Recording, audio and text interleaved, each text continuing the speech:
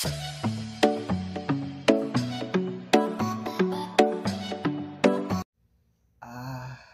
sena? Maaltu? Maalin ta'in qabaa miti. Maaltu? Hayyee dhaggeeffattoota keenya.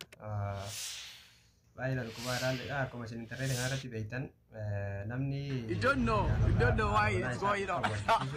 Biyya Masriitti dhiyeenya kan ilkaan of keessaa baasee faaya godheefi ture. Biyya Naajeeriyaatti illee akkasuma immoo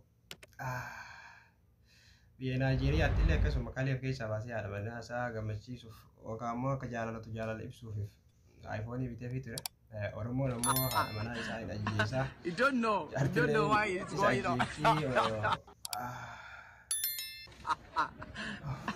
You don't know why it's going on. Seenaa san akka nurraa haqamu gochuuf gama kaaniin ammoo akkasuma seenaa xuraa'aa sanii akka Oromoo irraa haqamu gochuuf ammallee ammoo haadha manaatti jetan akka jaaladhu akka isiif wareegamu akka isiif du'u akka isiif jiraadhu isiitti mul'isuudhaaf anis kalee takka gurguradhee iPhone biteefii jira. Ammoo. Dhugaadha dhugamatti kunoo. Mete. Kunoo kalee nagartu.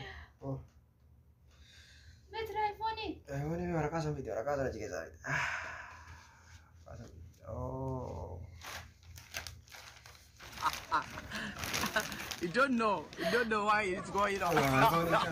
Awal kamu tadi kerja nabi di mana di kerja? Fiti kada fiti mana? You don't know why it's going on. iPhone ini kan kali dia tak gurgure bitevi.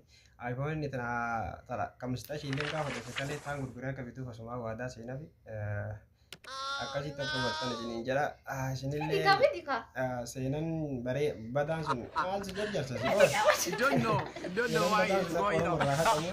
jaartii Oromoon jaartii ajjeesaa inni jedhamu kan Oromoo irraa haqamuuf kunuun irratti ilaalladha anumaa jedha irraa haqa iPhone biteefi jira kalee dhiyeeta akka gurgure akkasii waa godhadha. Kijiba dhiisii bitin waan hambaa aragtichi jedhatti yaara.